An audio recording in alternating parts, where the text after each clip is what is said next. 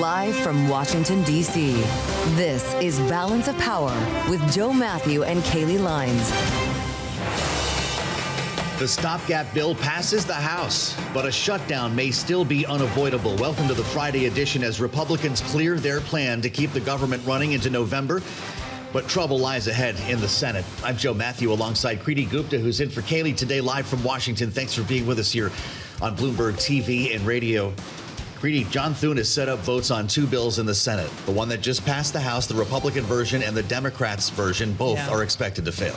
So what happens on November 22nd if the one that just got passed only lasts till November 21st? Well, they'd have to pass it in the Senate for us to keep open that long. The fact of the matter is, the more people we've talked to seem to expect that the government will shut down, at least temporarily, starting on the 1st of October. We're set through the 30th of September.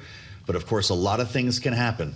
And we're going to have a conversation with Congressman Tom Emmer, the majority whip in the House of Representatives, straight ahead after we start with a look at Wall Street. Charlie Pellet brings us up to date on the markets from world headquarters in New York. Charlie. Hi, thank you very much. Indeed, no shutdown for the rally with the Dow, the S&P, NASDAQ all advancing as the bulls continue to stampede on Wall Street. We've got the S&P up by about 0.3%, trading at a record, up 19, wrapping up a busy week, a Fed week. We've got the Dow up 127 now, up by about 0.9%. NASDAQ up 0.5, and a retreat from a record for the Russell 2000 index of small cap shares down 0.5%.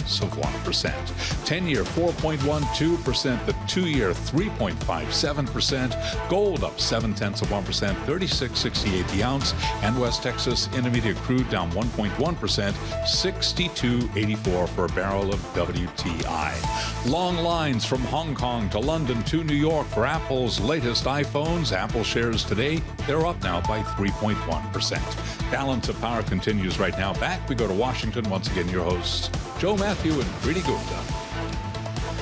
All right, Charlie Pellet, many thanks. Live from world headquarters in New York. We'll have more later this hour on the Friday trade from Charlie as we turn our attention to Capitol Hill now, and an important development here as we've been discussing the countdown to a potential shutdown for days and even weeks. I can now tell you that the CR, the continuing resolution to keep the government running into November, has passed the House of Representatives. It happened just a short time ago, 217, 212, the vote. Now it heads to the Senate, where things could get a little more complicated. And I'm glad to say we're joined by Congressman Tom Emmer, the majority whip of the U.S. House of Representatives.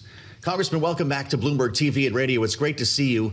Are you in victory lap mode right now, or are you worried that this bill's going to crash into a wall in the Senate? No, it's like coaches used to tell me as a kid, when you score, you're supposed to look like you've been there before, and you're going to be there a whole lot more. Now, we're moving on to the next thing, which is moving the appropriations process forward. That's what this was all about today. And look, it was a good day for the country because we passed the government funding bill, and I believe that it's going to pass the Senate. Well, Congressman, in the scenario that it doesn't pass the Senate, are you planning to come back to town? Look, it should pass the Senate. If Chuck Schumer is serious about these foolish threats, he's felony dumb to let the government shut down, because he's going to own it. The continuing resolution that was sent over by the House, guys, is clean. I mean, completely clean. Yeah. It's nothing new. There's nothing partisan about it. It's just continuing the status quo. There's no reason to vote against that unless you want to play political games. And I'll tell you, not only will this hurt his entire Senate conference, it will hurt the Democrat Party. And I'll tell you what, it probably will guarantee that Virginia will have a Republican governor again. Wow. You connected the dots on a couple of things there. Congressman, Democrats obviously want to have a debate about extending Obamacare subsidies. We should remind our viewers and listeners that the plan that you just passed, to your point, it continues what's already in place, was basically Joe Biden's budget, right? Yeah, I mean, it's the same one that's been continuing since Trump was inaugurated. We did the same thing last March. The difference between last March and now, though, is that the House Appropriations Committee, which you all know is made up of both Republicans and Democrats, passed all 12 appropriations bills. passed several of them off the House floor. Right now, we had a formal motion to go to conference a couple weeks back. I think that's the first time that there's been a formal conference procedure done since maybe 2014. And Republicans and Democrats in the House have been in conference with Republicans and Democrats in the Senate. They're very close on 3 bills right now. And their belief is if given more time, they're going to be able to get the entire 26 appropriations package done at some point. So this was a step forward to getting that done and having the next budget. Don't dare us to say regular order today, Congressman Emmer. I will say that I'm hearing a lot of folks. Joe, that is the goal. No, I know that. I'm being sarcastic. It's just not something that we're terribly used to, at least getting across the finish line. And I know that's the goal of yourself and the Speaker as outlined at the beginning of this Congress. But you're actually getting a lot of credit for this tactical move here. I don't know how much it was in the design to essentially jam the Senate. Here's the bill. We're taking off. And by the time we come back, there really won't be enough time to relitigate anything. So it's kind of a take it or leave it. Was that the purpose, or are you concerned about being accused of jamming the Senate? Yeah, look, if you want to jam the Senate, then we would have put a bunch of our priorities in it, and we would have sent those over and gone home. We didn't do that. We effectively are leaving things the way they are. It is a nonpartisan continuing resolution. In fact, the only thing that was added to it is something that I think everyone here agrees on, Republican and Democrat, and everyone across the country should agree on. That is plussing up dollars for the executive branch security, for the Supreme Court justices' security, and for members of Congress, senators and representatives for our security. So this is a nonpartisan effort. The person that's going to get blamed primarily will be Chuck Schumer. And if he's making a decision to shut the government down to, like some speculate, to save his own political hide, well, he'll be destroying any chance of his party making a comeback, and he's going to cost him a governor's seat again. Well, Congressman, just walk us through what the next 3 months of the year look like here. Are we back in negotiation mode right before Thanksgiving on November? If this does go through November 21st, what happens on November 22nd? Well, you can't. There are human beings involved, but I think so you can't. It's kind of like the weather. I can make some forecasts for you, but they never have to be right. I do have to be right. So I'm not going to forecast something that I can't accurately predict. I can tell you what's going to happen now. The House Appropriators, even though we're not going to be in session until after the government funding deadline, the House will be adjourned. They will continue their negotiations on the 3 bills and other bills that the House and the Senate are going to try to tie up. And the goal would be to have as many of those done by November 21st, because as the whip, that will allow me to go to our members when I'm asking them for their support to say we're making progress. This is either all done or it's close to being done. It's moving in the direction that you want it to. If it doesn't, for some reason, if Democrats walk away from this process, which I haven't seen the rank and file necessarily walk away, I've just seen Hakeem and Schumer posturing as if they're walking away. But if that were to happen, again, then we'd have to sit down with the Speaker and figure out what the next step is. And there are some ideas, but we're not there. Really interesting. Lastly, Congressman, appreciate your generosity with your time today. I know it's a busy one.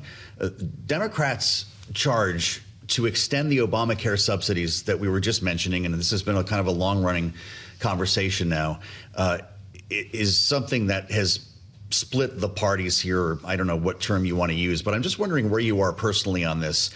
Not part of this CR, but when you get back to work and you're negotiating the next budget for the new year, is that something that you support? We saw polling from Tony Fabrizio's shop that showed the expiration of these subsidies could do a lot of damage to Republicans' chances in the midterms. I'm just wondering where you are in principle on that. Yeah, well, first off, you got to understand the job I have.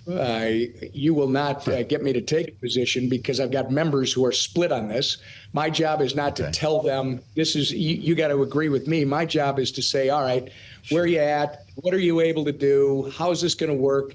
What I do know is this: the continuing resolution that was just signed, our speaker said, this is about funding. This is a funding bill. We will be talking about that policy question before the end of the year because, of course, they expire at the end of the year. Yes, sir. It's good to have you back with us. Congressman Tom Emmer, the majority whip, he got the bill passed, and it's great to have you back on Bloomberg TV and radio. Let's stay in touch as we make our way closer to September 30th here, and then maybe November 20th. We'll keep you posted on all of this. I'm Joe Mathieu in Washington, where we do have news today on both ends of Pennsylvania Avenue. We'll have more on the president's call with President Xi a bit later, but we have an important conversation to bring you now as we work our way up to Unga Week in New York. My colleague David Gura, the host of the Big Take podcast here on Bloomberg, sits down with Antonio Guterres, the United Nations Secretary General, in a conversation you'll only hear right here on Bloomberg TV and radio. David? Joe, thank you very much. Mr. Secretary General, thank you very much for the time. It's a great pleasure to I meet you. appreciate it. I want to start with the relationship between the United States and the United Nations. This is a time when it's being called into question. The funding commitment is being called into question. So a basic question to start: can the UN continue to exist without U.S. financial support?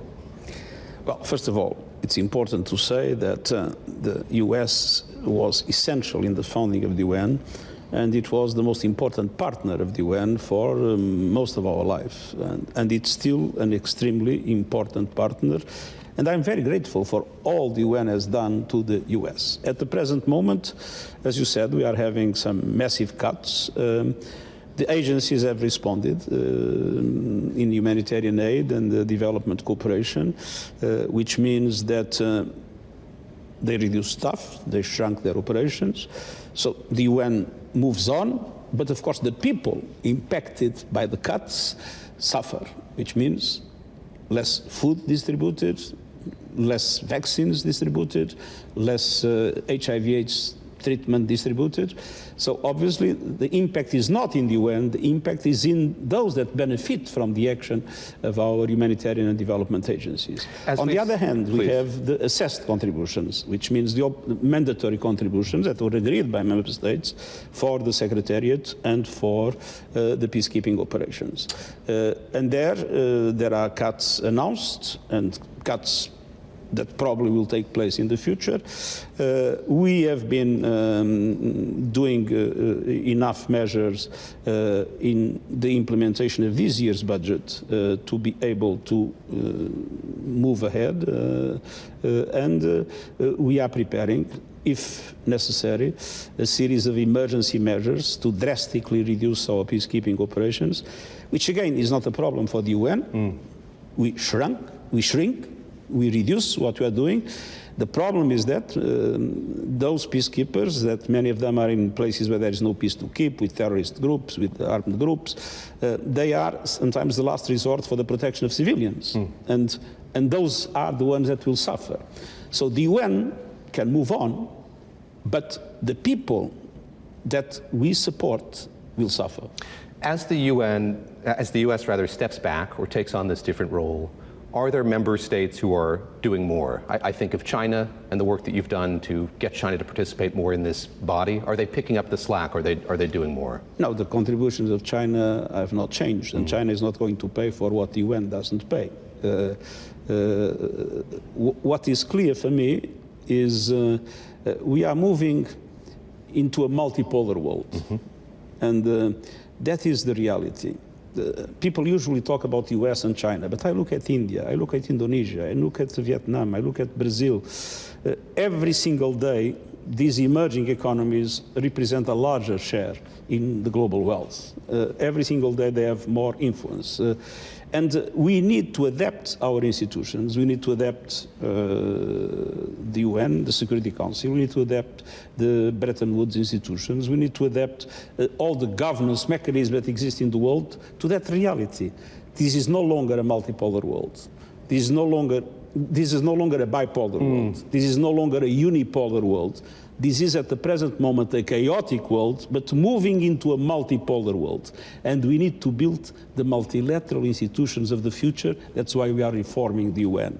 And let's not forget, there was multipolarity in Europe before the First World War. In the absence of multilateral institutions, the result was war. Is the era of a liberal international order over? No. No. I believe that if we manage this multipolarity in a way in which we bring the emerging economies to fully participate in the present bodies, we can preserve the rule of law, we can preserve international law in general, and we can preserve the nature of our institutions. But the question, some people think that the Chinese are trying to build a parallel system or against. No, I mean, the Chinese, the Indians, the Indonesians, they want to participate in the present system. They want to have their fair share in the present system. And I think it's important to look into all of them, not only to look into one specific country, because the world is changing everywhere. Are you going to meet with President Trump when he comes here next week? And what do you expect that meeting to be like? He has had plenty of criticisms about this institution and the way it operates. Well, I hope that this will be a good opportunity to strengthen the cooperation between the US and the UN. I mean, the relationship between the US and the UN has always been a fundamental pillar of international relations, and I hope that it will be possible to work in that direction. Should we read anything into the fact that there are world leaders who didn't get visas to come here this year? What does that say about that relationship? This is a violation of the host country agreement. This is, in my opinion, unacceptable, and I think it's a mistake, because it's better to have everybody here than to let people out when that people are directly involved in the possible solution of the problems that we are having. You used to be the UN High Commissioner for Refugees, and a meeting that the US is going to hold next week centers on putting new restrictions or limitations on asylum. How do you interpret that effort here to use the UN, this forum, to advocate for something that seems so antithetical or not in keeping with what the UN's perspective has been for so many years? Well, this is a UN convention, the 5th UN convention, that I believe is one of the most fantastic instruments of human rights that was ever created. So it's logic that those that want to change the convention do it in the UN. I was High Commissioner for Refugees for 10 years. It was the most exciting work of my life, where I felt I could really do something directly in the most remote locations where people were suffering in a terrible way, and I could take decisions to change their lives. So that was a fantastic job, and I consider the protection of refugees something fundamental, and I am completely against the idea that we should build a different convention. I think the 5th UN Convention is one of the most important instruments of human rights in the world. There is a frustration about the way this institution operates, and when I think of the conflict in Ukraine, the conflict in Gaza, the Security Council at this moment in time is deadlocked. There's vehement disagreement among many of the permanent members of that body.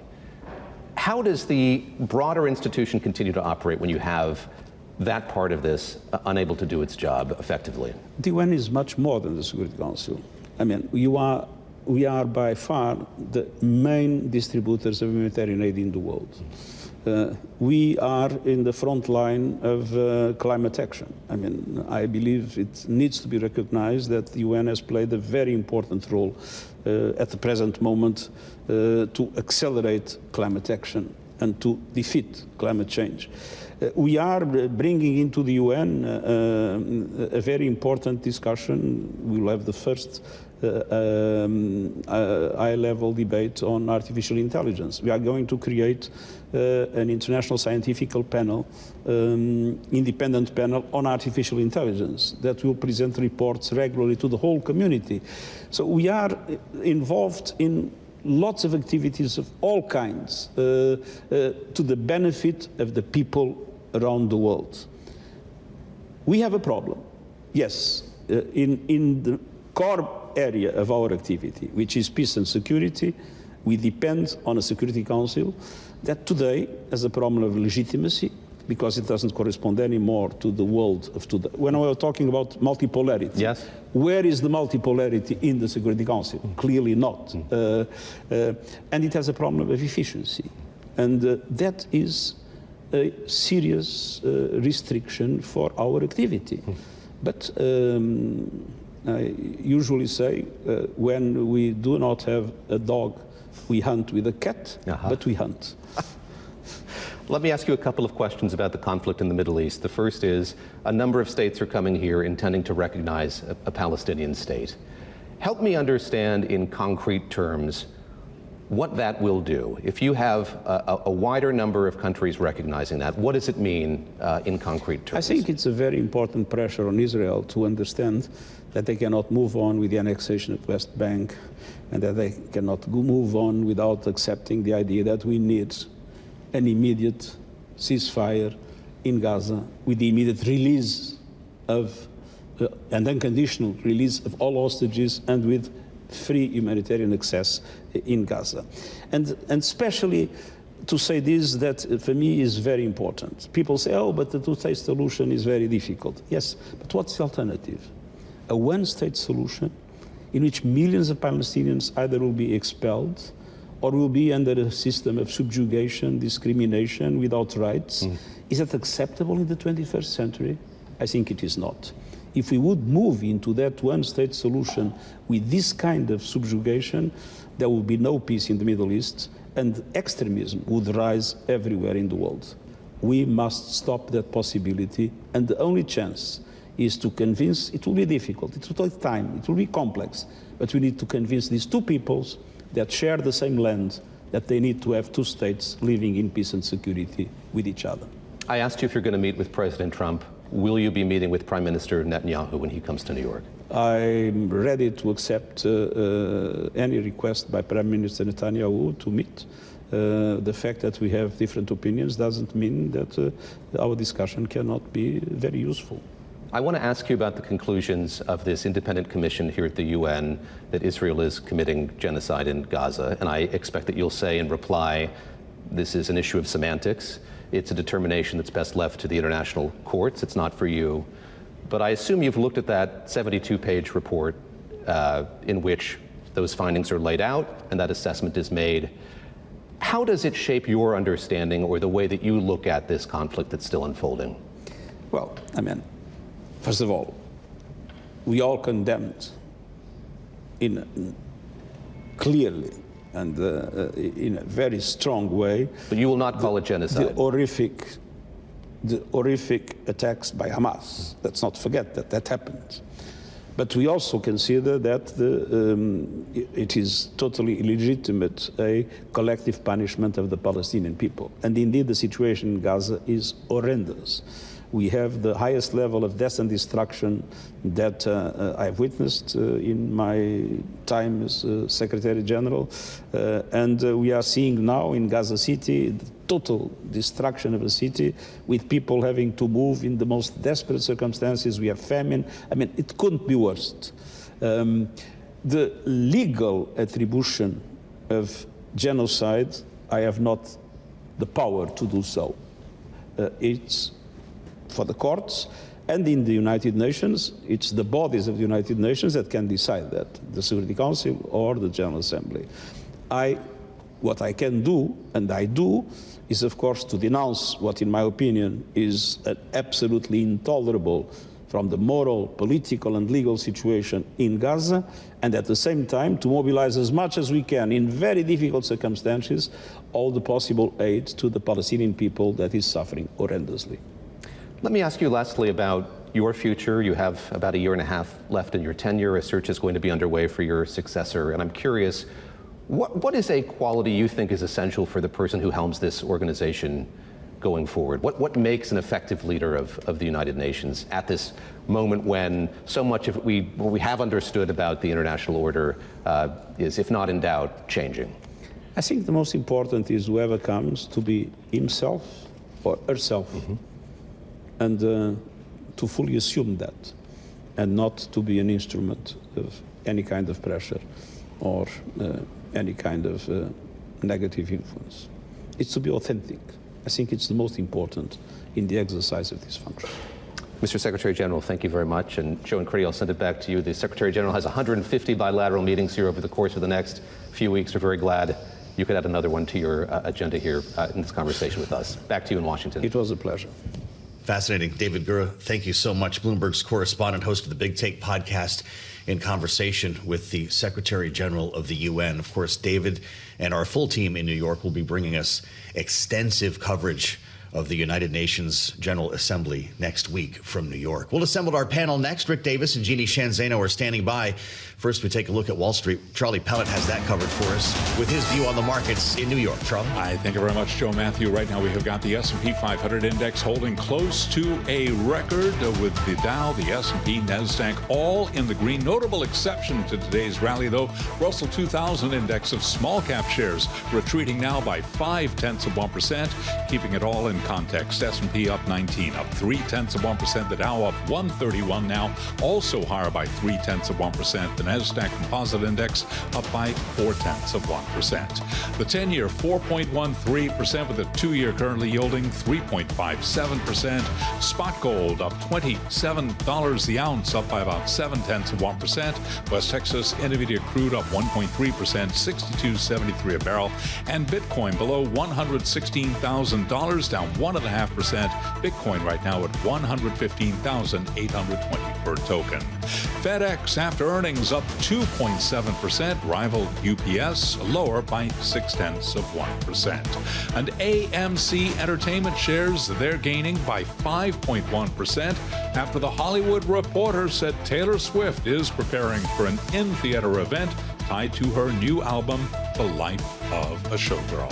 Again, recapping, S&P up 18, up 0.3%. Balance of power continues now. Back we go to Washington. Once again, your hosts, Kriti Gupta and Joe Mathieu.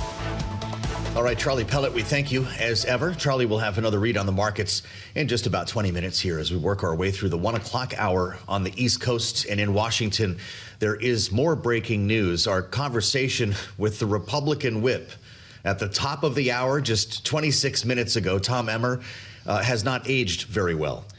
The Republican stopgap funding bill that did pass the House earlier, it's what we were talking to the whip about, has failed in the Senate already. A live view of the Senate floor now, knowing that there will be another vote on a separate stopgap bill crafted by Democrats, which too is expected to fail. Lawmakers are set to go home after this, Kriti, and when they return following next week, it's a holiday week with the Jewish holidays. They will not be back until 2 days before a potential shutdown, and it's looking more likely that that will happen. And it's interesting, though, if they change their tune. Maybe after this, we'll hear more lawmakers say, actually, maybe we will stay in town. Maybe we will hash it out. It's possible. We'll see what the panel thinks. Bloomberg Politics contributors Rick Davis and Jeanne Zaino are with us. Rick is, of course, our Republican strategist and partner at Stonecourt Capital. Jeanne is our Democratic analyst and democracy visiting fellow at Harvard Kennedy School's Ashe Center.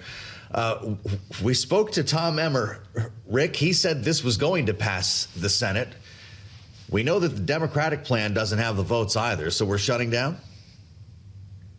Yeah, it's so welcome to hear Kriti even raise the question as to whether members would have enough people to stay in town. Thank you, Kriti, for not being so stained by our politics. Look, ray of sunshine, Rick. They're going away. They like their holidays. This is one that comes at an important time. There's a lot going on in the country right now, and they want to go home and talk to their constituents, and they want to avoid the glare of Washington, especially because they haven't passed a budget for the government to run on. And so I highly doubt they'll take the extraordinary measures to stick around and do their day job. That being said, I don't think there is going to be a deal until their backs are up against the wall. And maybe, they get back and Democrats are willing to,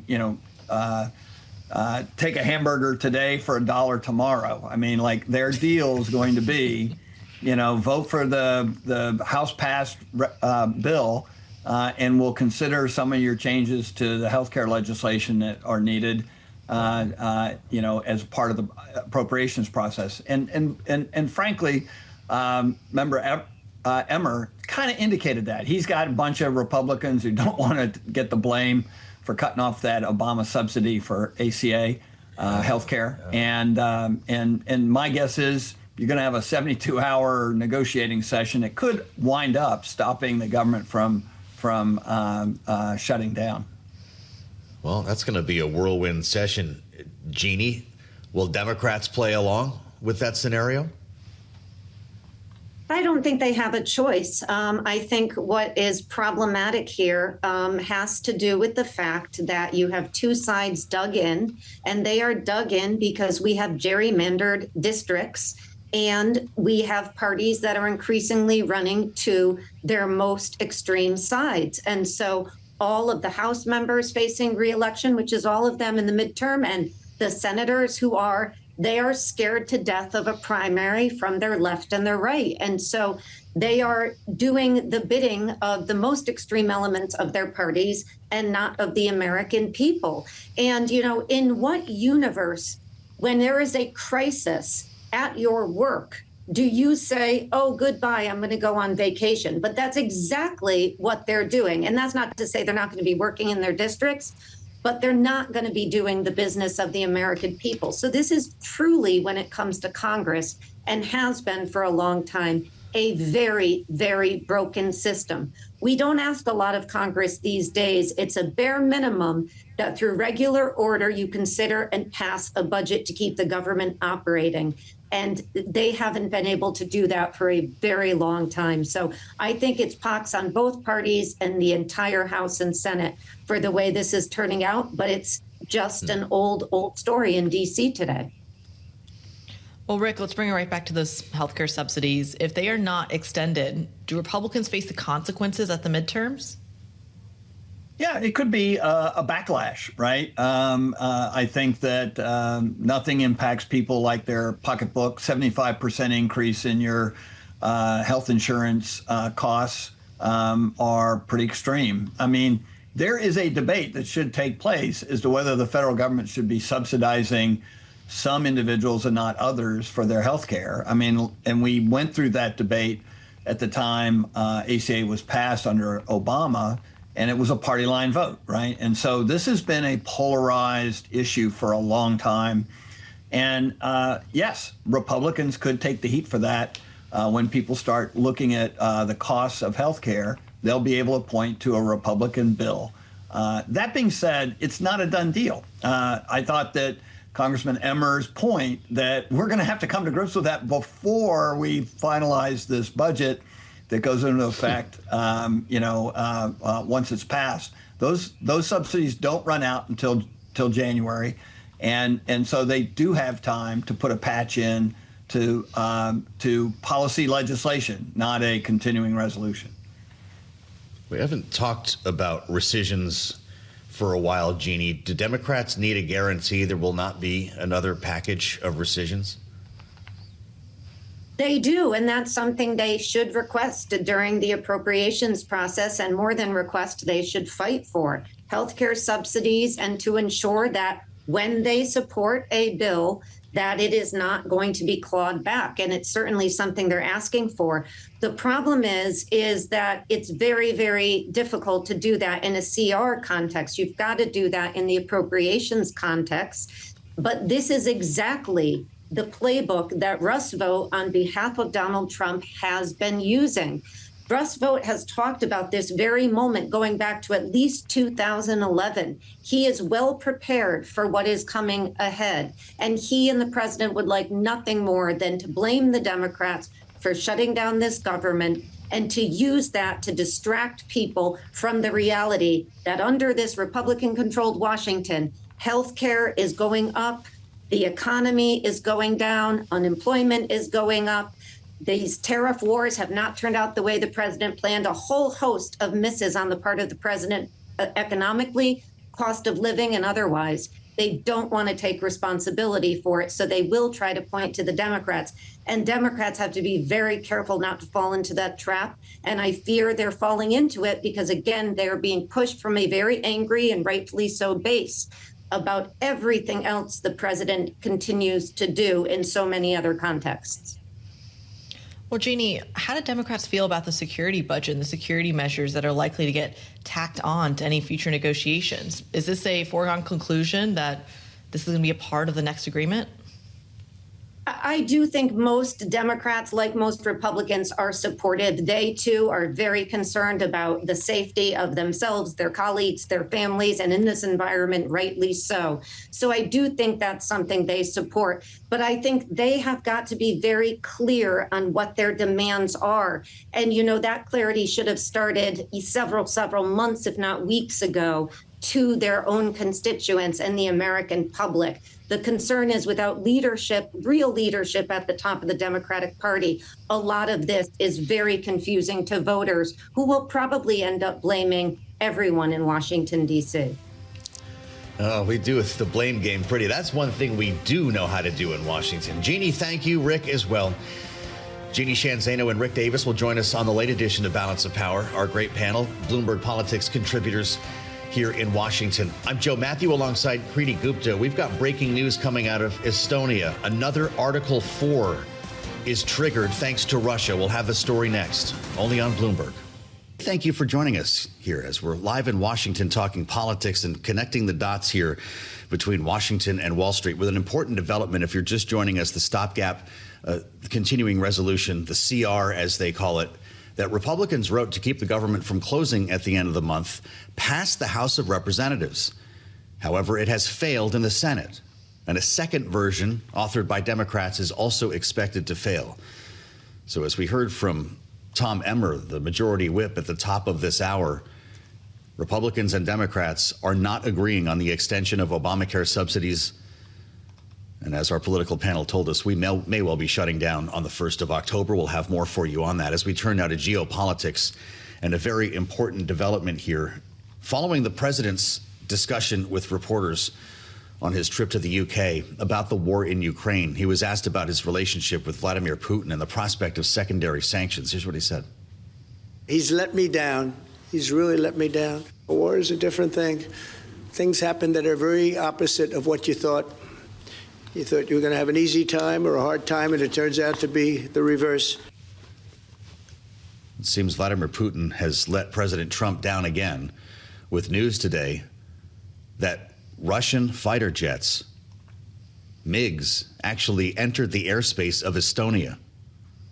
And just now on X, the Prime Minister of Estonia writing this morning, 3 Russian MiG-31 fighter jets entered Estonian airspace. NATO fighters responded, and the Russian planes were forced to flee. Such violation is totally unacceptable. The government of Estonia has decided to request NATO Article 4 consultations. And Kriti, this is the second time this has happened in the space of a week. Poland did the very same thing after Russian drones entered Polish airspace. Absolutely. We should mention this was right on the border of Romania as well. So it would be an additional incursion on that front. But the second country, to your point, that has invoked Article 4 in terms of military consultations. I wonder how close we are to Article 5. Well, that's the fear right now, and exactly what response the U.S. will have, which is why we're glad to be joined by Laura Cooper, the former U.S. Deputy Assistant Secretary of Defense for Russia, Ukraine, and Eurasia. Laura, it's wonderful to have you with us here on Bloomberg TV and radio. We have 2 Article 4 incursions being triggered here in countries that are very concerned about Vladimir Putin's next move. What will this lead to? Well, absolutely. This is a big source of concern for all NATO countries at this point. I think that when you first saw the drones flying into Polish airspace, there were many who initially thought, well, perhaps this was a mistake. Perhaps, these drones went off course. Yeah. I think at this point, we all have to treat these drone incursions and now these fighter incursions as Putin testing NATO. Well, there's a difference between drones and fighters, right? There were pilots in those planes. That could have turned into a conflict. Absolutely. And certainly our NATO pilots are trained to operate in a safe and professional way and to intercept incoming fighter jets. And thankfully, that's exactly what they did. Wow. But now is the time to shift from this focus on the specific military operation and think about what is the larger political response. Because this testing that Putin is doing, he is testing to see if NATO will stand unified. Right. he is testing not just Estonia and Poland, he's testing the United States of America. And he is waiting to hear from U.S. leaders that this is unacceptable and that we will push back. When we saw the drones going into Polish airspace, we did not see even a forceful rhetorical response. Now, certainly our military, working with allied militaries, have planned for more robust defenses in Eastern Europe. They are executing that mission as we speak. But what Putin is looking for is a sign of true division politically within NATO, and he is looking to see whether the U.S. will show support. What does that response actually look like? If you were in the White House right now, what would you say the appropriate response is? Well, again, the first response is to be forceful in your speech. Silence does not signal that we are supporting Europe. So there needs to be an actual, verbal response. And, ideally, something beyond a quick tweet, actually a statement of concern and support. Then you shift into the more tangible responses. And I already talked about how in NATO military channels, our militaries are doing exactly what they need to do. They are working together to shore up defenses in the East, and that's what needs to happen. But in Ukraine, what you see is a structure right now of European support for the Ukrainians that appears to not include the United States of America, and that is what Putin is seeing. Should those Russian MiGs have been shot down?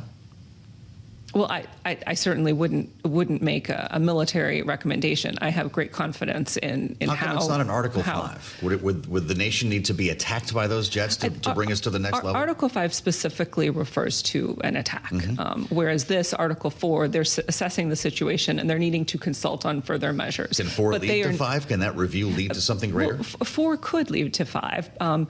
The idea is that a NATO nation would invoke Article 5 if they actually felt they were under attack, and that is not the assessment at this time. Again, I would characterize this as testing.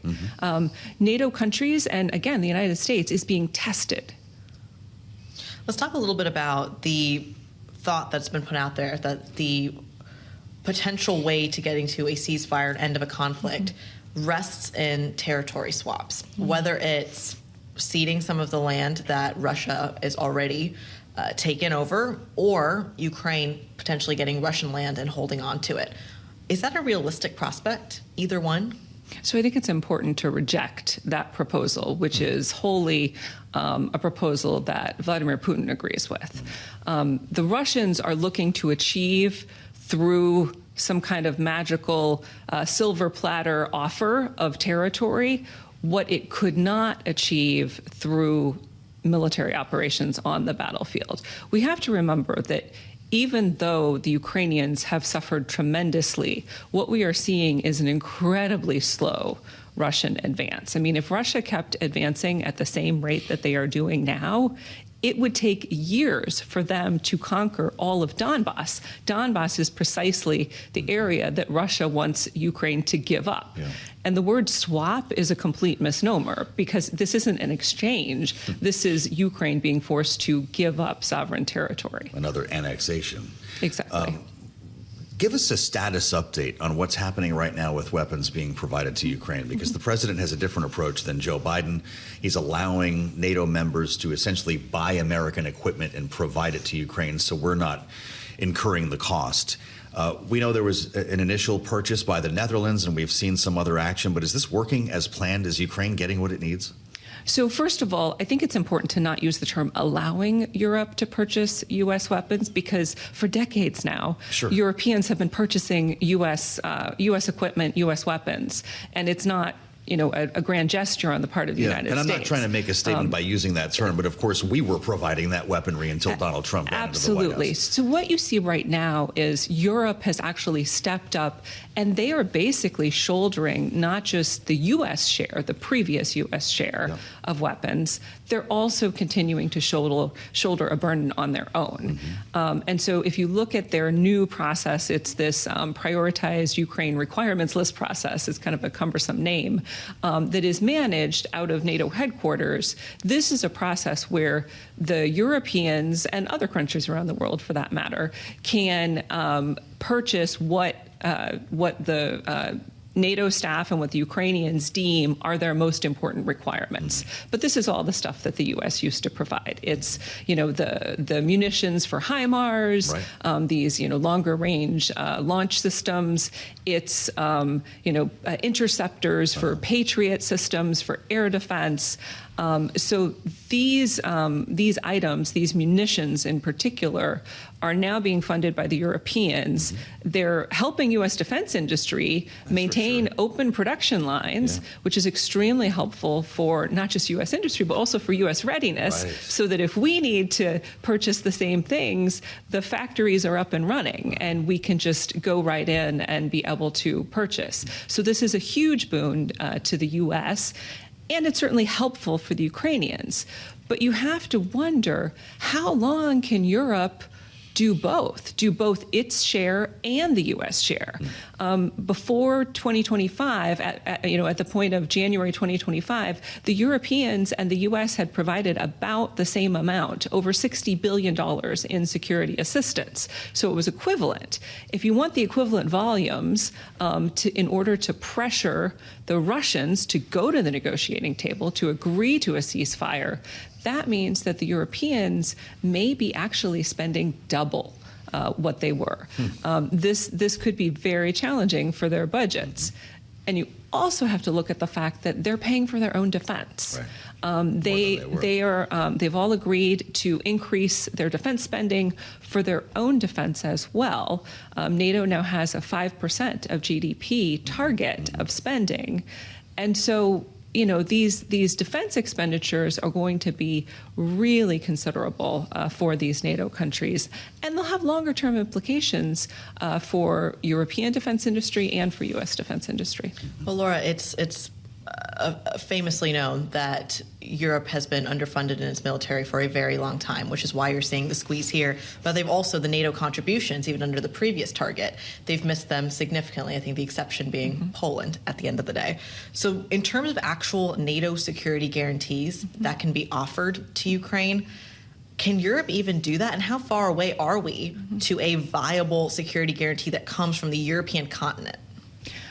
So I think, first of all, it's important to not rule out that the U.S. should be a part of whatever the security, and I would say security assurances for Ukraine, as opposed to security guarantee, because I think that right now Putin is only looking at one country as the signal of whether he's going to get away with taking over Ukraine and maybe moving beyond, and that's the United States. So I wouldn't say just European.